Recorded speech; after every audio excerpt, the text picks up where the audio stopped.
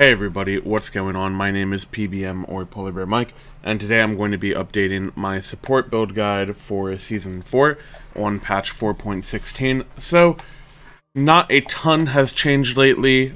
Basically ever since Sovereignty and Gauntlet of Thebes were nerfed for the support role, not many other items have been adjusted. However, there's been a big mid-season patch. I believe that was patch 4.14 or 4.15, I think 4.14. And since then, a couple items did get changed. Voidstone was one of them, Relic Dagger was one of them. And then the meta and the map itself changed, and that increases and decreases how certain items are valued. So, figured it'd be a good time to update this and go over everything. Just a fair warning, this will be a longer video. I'm planning on basically just going over everything so nobody has questions. So we'll go over relics, we'll go over how you build at the start of the games, we'll go over your build path and all that type of stuff, we'll go over the differences between Guardians and with Warriors, so hopefully everybody gets as much information as they can out of the video, and you guys enjoy. So, we'll start off with, I guess, just going over the start. So, there are really 4 starts that you can do at level 1 in a Conquest game. Again, these are all going to be for Conquest because that's pretty much all that matters. Anyways, so you can have 4 starts. All of them involve getting Watcher's Gift. This item is probably the single most OP starter item in the entire game. It is absolutely nuts. It gives you every single stat you want. It gives you health, the prots, it gives you, early sustain with health and mana, and it gives you the bonus gold. You basically want this no matter what. I would say even if you want to play a cheesy support, even if you want to play like a Fenrir or a Naja or a Thor, some support like that, or a mage support or a warrior support, I would still tell you to get Watcher's Gift. It's just the best item you can have pretty much no matter what. So, along with Watchers, you now have 700 gold to spend for your potions, and you can get a 500 gold mask. So you can get Lonos, you could get Bumbas, you could get Rengdas, and then of course you could opt into not getting any of these, and then you could just go Boots 1. So, with all of these, you would then buy potions. With the mass starts, I like to go... You go health potions in all of them, and then I normally go multi-potions with all of them as well. The situations where you wouldn't get multi-potions would be if you're like a Hell or something. If you're basically a healer, if you're a Hell, you're a Sylvanas, maybe an Aphrodite, stuff like that. I would say maybe for RTO, because she spams a lot of abilities. There's a couple other supports like that as well. Maybe Ymir, you would want a mana potion instead of the multi-potion. But I'd say for most gods, especially if you're doing this mass start, you want to go 3 health potions and 1 multi-potion, and a lot of your mana sustain is going to come from Watcher's Gift, so just make sure you're taking advantage of this passive and you're not last-hitting creep so you can get the extra mana. This is 60 mana per wave, so that's basically a free ability per wave on top of the MP5 and on top of, everything else. So, anyways, what are the disadvantages and advantages with all these starts? So we'll talk about boots. This is probably the most vanilla start. It's been, around since the beginning of support. All the masks have just come around this season. So, with the boot start, the whole goal of this is to rush into your Travelers, your Reinforced boots, whatever, and we'll go over what boots to buy later. But the whole point is to get your boots quicker in the game. The whole point of this would be if your team is either invading or is going to get invaded, basically you don't think you'll be able to just passively farm. If you're not passively farming, you're going to want your boots around the 3-minute 30-second mark. The reason for that is that's when all the buffs are respawning, so you maybe have to defend your red or defend your speed, or again, you maybe want to go invade their red or their speed. So, if that's the case, you most likely want to get your boots right away, and by doing this, you only need 1100 gold to finish your boots, but since you're also... I would recommend not buying as many potions to put you to 0 gold, by the way, because you only need 1100 to finish boots. If you're getting Travelers, right, 1400 minus 300 is 1100. And then, if you're saving 200 gold in potions, which you would be in this case, then you only need to farm 900 gold, and then you'll get your full boots. So that would be the reason to go this build. Just get your boots online quicker. It doesn't just have to be for the invade stuff. Say you're playing like a health support, you may want to just go into this earlier, or I don't know what other gods would really want CDR. Maybe RTO is another one. Basically, whatever. If you want to rush cooldown boots, then maybe going the boots rush is better because cooldown boots are a little bit more expensive and you'd rather just get those online earlier. So again, this is just your standard boots rush, nothing really crazy there. The most common mask start is probably by far Lono's mask. This is the mask that's basically designed just for support. It procs the same way that Watchers does, except for you're going to get a stack for every Watchers proc you get.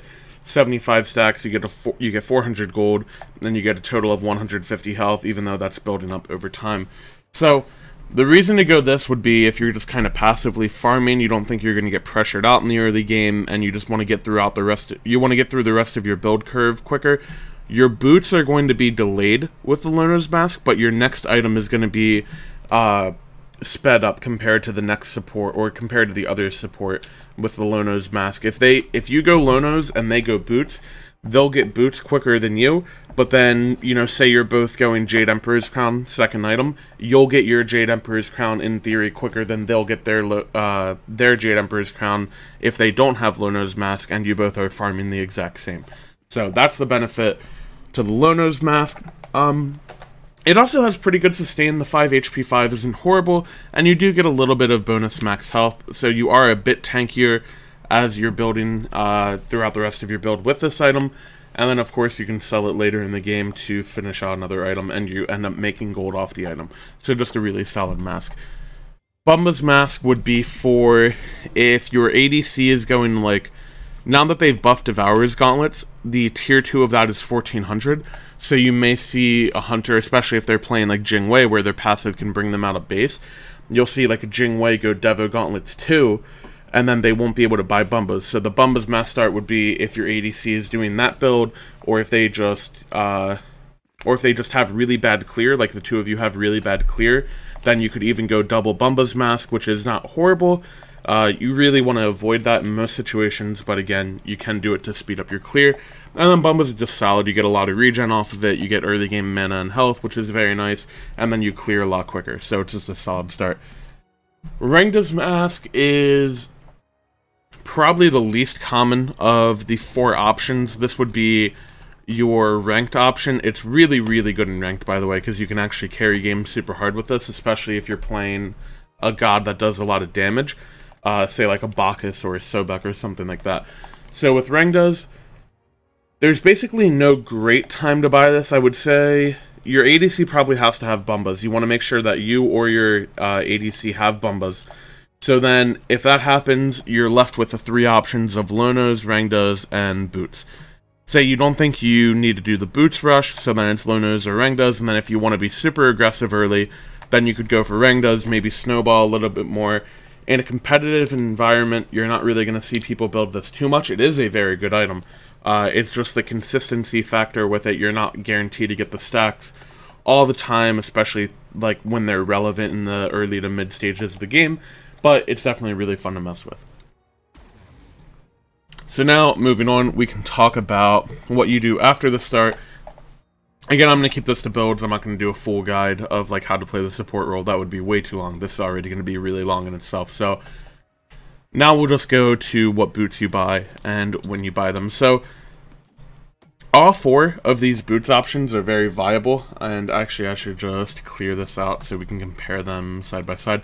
So the most common, it's basically most common to least common in order of left to right here, and also least expensive to most expensive, and there's a reason for that, and part of it is because just like having these 2 shoes aren't really useful for other roles, so they're underpriced a little bit, which is nice for support because we get to take advantage of them. So first off, Traveler Shoes. These things are pretty OP most of the time. The movement speed is huge.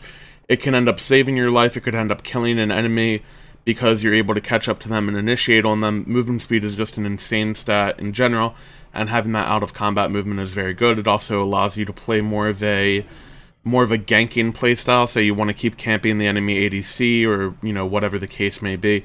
It allows you to do that. Also gives you good out of combat regen, and then of course the 30 gold every time you hit an enemy with the internal cooldown. Basically, these are the boots where if any of the conditions that I'm about to say with the other boots don't matter to you, if any of those situations don't really occur, then you basically auto buy Traveler Shoes as support. even if those, even if you're like a really mana-hungry god that spams your abilities a lot and Shoes of Focus makes sense, it's still fine to go Traveler Shoes. Traveler Shoes are basically it's never wrong to buy these, but it's not always the best option sort of thing. So, these are definitely boots that you want to get used to playing with a bunch, and you want to get really good at using the movement speed and the HP 5 and all that. Moving on is Reinforced Shoes. These are the best option, and they are really, really OP if you are the target who's going to get focused, or you're the kill target for the enemy team. Say they have, like, a Nemesis, and say they have, like, some really generic combo, like Athena, Scylla, Nem. Like, that's their mid 3v3 combo, and the combo is Taunt into Nemot into Scylla combo, you're dead. These are the boots that you would want to buy for that situation, because the crowd control reduction is going to stop their ability to chain CCU, the early game health is quite nice, and then obviously the passive, this also works against gods, say, like Ares, where if they're going to be chaining you a lot, you're going to mitigate a ton of damage because you're going to end up getting those 18 protections total from the passive really, really quickly because Ares has all dot damage. So those would basically be the situations to buy this. You can think of the passive almost like how you would think of when you would buy Vanguard if they have a lot of tick damage or if they have a lot of auto attackers or whatever. If you think you can get that passive stacked up when you're taking a lot of damage and it could save your life, then these boots are really, really insane, and you want to make sure that you're buying them. Again, similar to Travelers, these are probably going to be one of the more common boots that you'll buy, and you just want to get used to playing them. It also helps you be very aggressive. In this case, I said it was more being defensive and making sure you didn't die. You can also think of it the other way around, where if you're super tanky, you can maybe dive a little bit harder if you're playing, like, I don't know, if you're playing like a Bacchus and you want to just flop in off cooldown, stuff like that, these boots are very good for. Moving on, Shoes of Focus. These are pretty much, if you're a god that has mana problems, which there can be a lot of them. Fafnir, for example, his alt costs 100 mana at level 5, that is a ton. Hell support, maybe Sylvanas, Artio could have mana problems, Ymir could have mana problems, Bacchus with his Chug could have mana problems.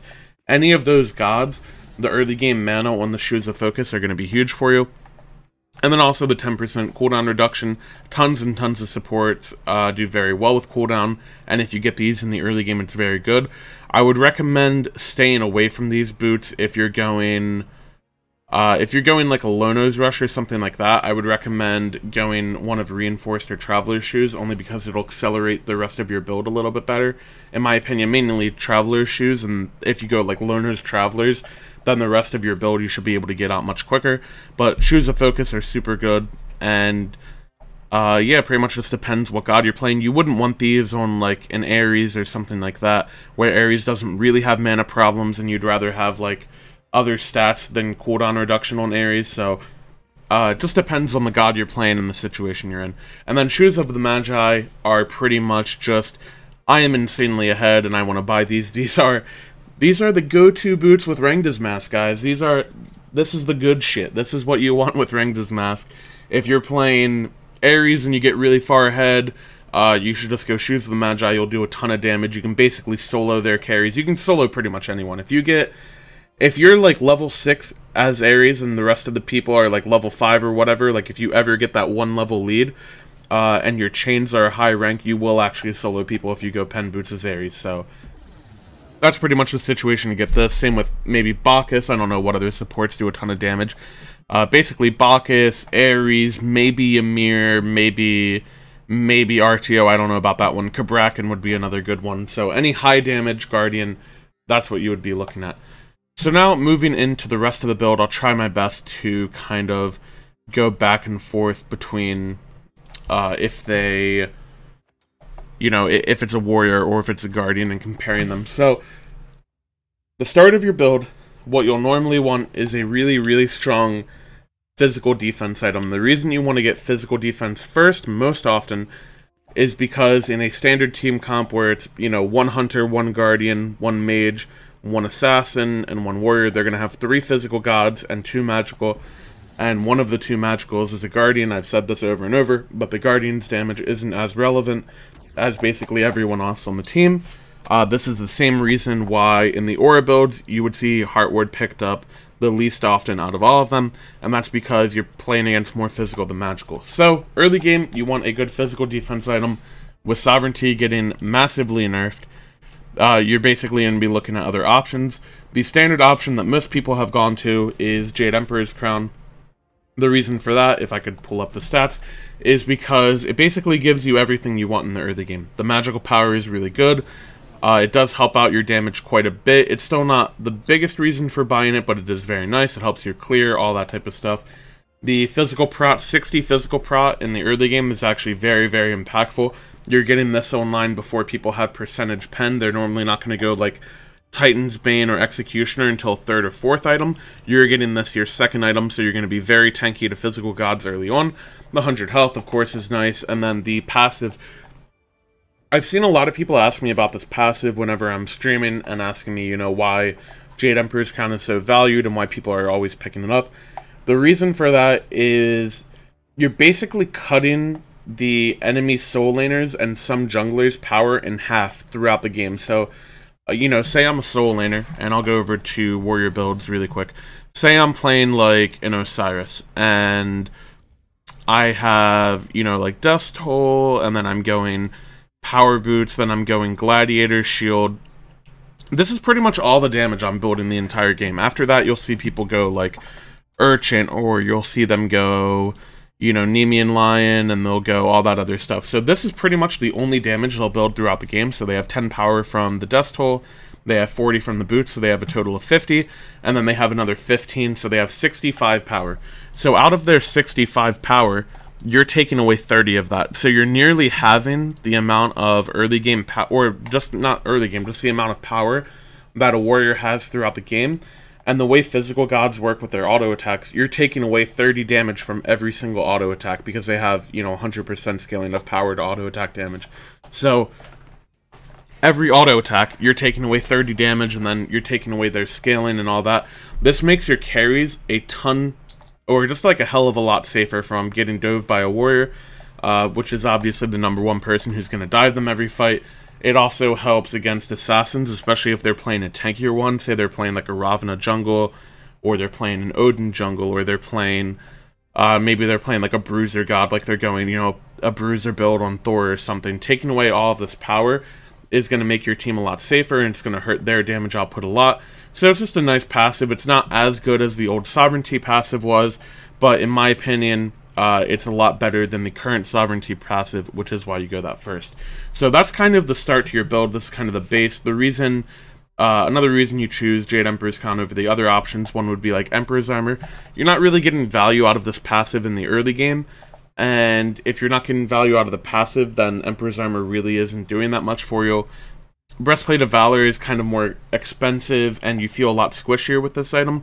The cooldown can be nice, but we'll go into the other problem of not having health early game, because the magical defense items that you're going to be looking at don't have that much health either, and you don't want to just stack a ton of prots and not have any health. And then Midgardian Mail, this is probably the one that's slept on the most. I feel like if a team comp has 2 hunters, or if they have like an auto attack assassin, if they have like a Kali or something like that, or a Bakasura, then you can look at Russian Midgardian Mail instead of the Jade Emperor's Crown as your first item. This is really good just to counter auto attackers basically, and the 350 health is very nice, but in most situations you can go Jade Emperor's Crown. If you're playing a warrior, this changes a little bit, because warriors don't have access to Jade Emperor's Crown because they don't have magical power. Their equivalent of Jade Emperor's Crown, I guess, would be... Would it be Void Shield? I guess it would maybe be Void Shield. I guess it's like the inverse of Runic, but whatever. They don't really have a hybrid item like that that's super cheap, I guess I would say, for physical defense. Runic Shield is magical, so it doesn't really apply. So because of that, I think that it's better to build Urchin on Warriors than it does on Guardians. Also, Warriors, if you get ahead and you have an Urchin, you become very unkillable, and you can play that more diving role as you would if you were like a soul laner and that type of deal. In general, I really, really don't like Urchin. I think that building items that don't have good passives for you and your team is just, I guess, just wrong or just bad in my opinion. I would never really want to do it in a competitive game, because I feel like you don't even know, like, you're only guaranteed to be tankier than the other support if you're actually getting the stacks, and you don't even know if you're going to get the stacks, so that's already, like, that's risk in itself. The other risk is that your early game power spikes are just so horrible. Like, Cloak 1, 650 gold for 10 of each prot is, like, pretty damn bad, and then the tier 2 is really good, but I just feel like it's not good enough. In my opinion, it's also more expensive, and I just would shy away from it. So if you're a warrior and you can't get Jade Emperor's Crown, you can just go Urchin, and it's a little more justifiable. But if you're comparing Urchin to like a Jade Emperor's Crown for a Guardian, I would much rather have the Jade Emperor's Crown. It's better for the Fizz prot early, and it's better for just the passive and helping your team a lot more, so I'd rather that. The other option to start as a warrior, I think Breastplate is a little bit better on warriors because you can just spam your abilities, and you can play a really tanky like frontliner and just spam damage at people, and then Mid-Guardian Mail is fine as well. So not too much different, just basically Urchin takes the place of Jade Emperor's Crown. Then moving on back to Guardians. Your next item is going to be a magical defense item. So the whole template that you're basically going to follow is starter items, boots, physical prot item, magical prot item. So here's the magical prot item. In my opinion, Shogun's and Voidstone are the best two. You can absolutely go Genji's Guard here as well. If you're a god that really wants a CDR, Genji's Guard is absolutely insane. 150 health and 70 prot is super strong. And then obviously having the passive and the base cooldown reduction is really nice. I think Shogun's is only a bit better again because the passive helps your team a lot. This passive is super freaking OP. The crowd control reduction on it is very nice as well, but the passive of giving everyone 25% attack speed allows you to shred objectives and shred towers so much better. It even lets you, like, you can farm quicker if that matters. You can, you know, kill creeps quicker and just, you know, kill waves and all that type of stuff. But really just being able to shred targets down and being able to kill enemy gods quicker and giving your hunter this much extra attack speed. I mean, you're basically giving them the attack speed equivalent of like an executioner, right? I think executioner is 25% attack speed, if I'm not mistaken. Yeah, it's 25% attack speed. So you're giving them an executioner of attack speed, and you're giving it to everybody on your team. So if you have, you know, say you even have 2 80 carry type gods on your team, if you have like a Chronos mid and you have a hunter, or if you have like a Freya ADC with a hunter mid, any type of that stuff, you always want to go Shoguns. The passive will get so much value, it'll make everybody on the enemy team die a lot quicker. Your objective shred will be nuts. If that situation doesn't really apply to you, then you can go Genji's Guard. I like to go Voidstone in that slot because I think it gives your team a lot of extra damage. It gives you a lot of extra damage as well. And then it's the same stats. It's basically, you know, the difference between Genji's and Voidstone. They have the same health, 150. They have the same magical prot at 70.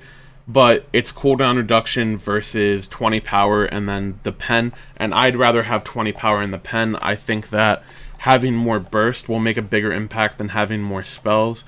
And that kind of depends on what gods you're playing, but in general, that's kind of how I feel. Also, I'm going to roll back the soundtrack and just play it at the start again, because the video has gone really long.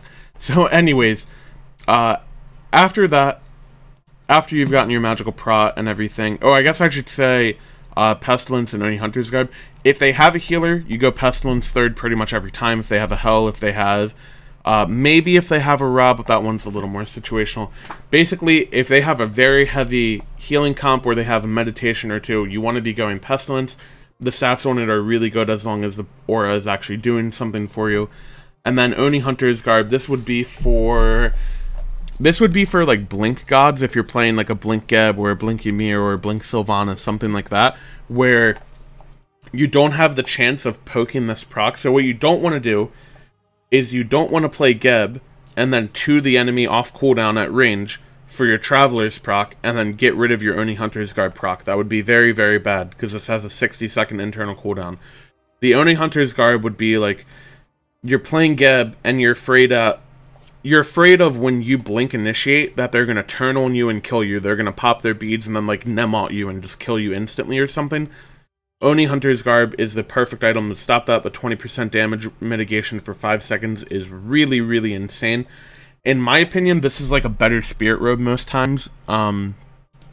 Spirit Robe is probably, in my opinion, a really overbuilt item. It has good stats, but I think that the price and what it gives you isn't really that insane compared to what other items can do. For example, the crowd control reduction and the cooldown. Shogun's does the same thing in terms of those stats, but it's 300 gold cheaper, and it gives your team attack speed increases, so I would rather always go that than the Spirit Robe. So because of that, Oni Hunter's Garb you can kind of look at as a budget Spirit Robe. It gives you the health. It's 20 more magical prot and 100 health. Trading off of the physical prot, it has the same crowd control reduction, and then the passive, a little bit more situational than the Spirit Robe, but you get to control when it procs rather than the enemy controlling when it procs, so it's a really good item in the situation where you can reliably get it off. Moving on past that, once you have your starter items, you have your boots, your physical, your magical prot, now is in this point where you basically build completely situationally, and you just have to be ready for what they have. So in these 2 slots for every god, I kind of have in my god builder a situational item that you could consider. So for Fafnir, it'd be like Shield of Regrowth. Something that I think is really underrated on RTO is Shield of Regrowth. I don't know about Route of Asclepius, I kind of just have that here, but if you have Shield of Regrowth on RTO, and then you 2, and then you pop your 3, and you just, you know, run at them with your Shield of Regrowth proc, you'll get your cripple on them, like, really quickly. So they basically have to jump the first tick of your route, or else they'll just get crippled and they can't jump and they'll have to use their beads or something. This is really, really good against gods who have, like, a long jump animation time, so like a Fenrir or an Anhur, where you can maybe bug it out a little bit. This is really insane. I think other situational items would be like, if you're Sylvanas, it would be like Lotus Crown, for example. And I also forgot to mention, if you are playing a healer, you would build Lotus Crown instead of Jade Emperor's Crown first item. So if you're Hell, if you're Sylvanas, maybe stuff like that, you'd rather go the Lotus Crown early. I forgot to note that, but still, you know, Lotus Crown is really good on him, and you would want those type of situational items. So you basically want to keep those types of items in mind that maybe only work for a couple gods. If you're in the case of Geb, where I have like Mail of Renewal and Rod of Asclepius here, that basically means you don't ever build these. So you would go for something like a Gauntlet of Thebes. Next item, you could go Gauntlet of Thebes for your 4th item. A more standard build would be Relic Dagger, I think. This item got changed with the mid-season patch, and the 30-second cooldown reduction on your relics is really, really good, especially if you're playing a god that would use Blink well, such as Geb.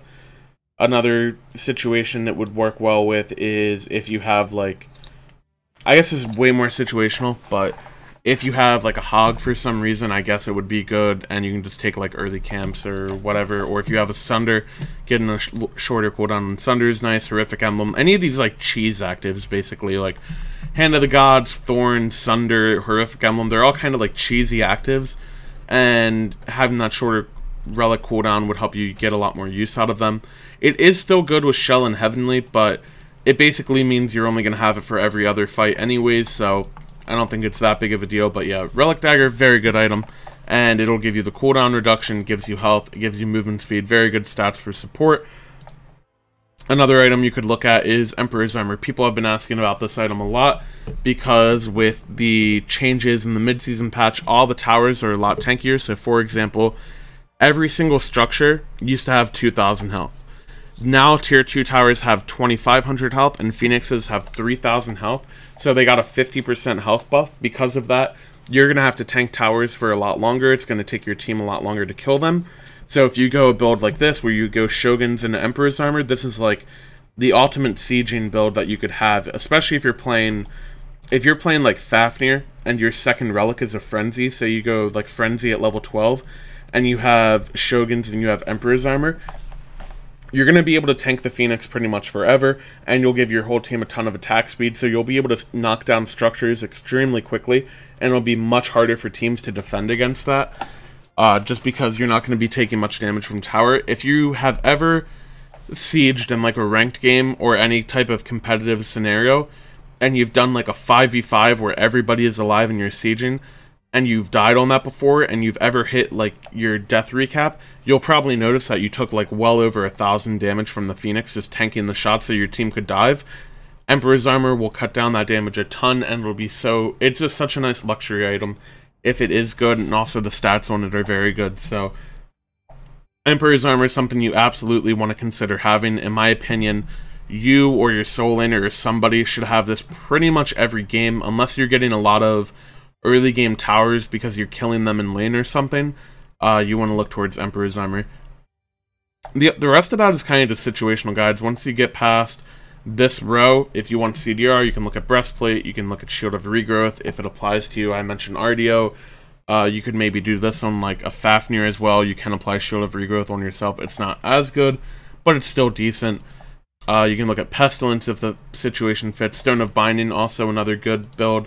If you were to go a Voidstone here, say I'm playing, let me get a better god for this. Say I'm playing like an Ares and I do a lot of damage, and I'm going boots, and these could be any boots. I'm going boots and a Jade Emperor's Crown and a Voidstone. I have a ton of damage through this, and then I could just go Stone of Binding right after, and it'll give me and my team a lot more pen. It also gives you 20 power. It's a super cheap item. And if you go this, you can basically, again, solo people with Ares, especially if instead of Traveler Shoes, if you're going like pen boots or whatever. That's another very good build. Stone of Binding is a really underrated item. It's not the greatest in a competitive scenario, but for ranked and everything, it's really sick. I think one of my favorite ranked builds to do would be to just go like Watchers, Rangdas, and then you go like any god that does damage, you just go Pen Boots, then you go Jade Emperor's Crown, and then you go Voidstone, and then you just go straight into Stone of Binding. And this build is so insane in ranked. You have so much pen and so much prot if you get ahead on this that it's just so crazy. You will actually solo everybody. So you can do that style of thing.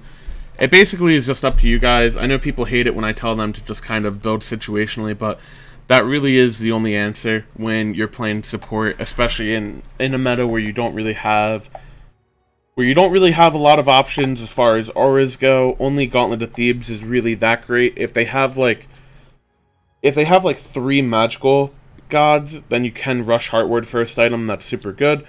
Other than that, you basically will only ever consider building Thebes, and I would only do that if you're ahead and you don't think that you're going to get killed. And yeah, I think that's pretty much it, guys. I don't know if there's anything I missed for Warriors, but for the most part, I think that was about everything. So I hope you guys enjoyed the video, and if you have any questions, just make sure to ask me in the comments. Other than that, you know, like, comment, subscribe, all that other stuff. Follow my Twitch, my Twitter, blah blah blah.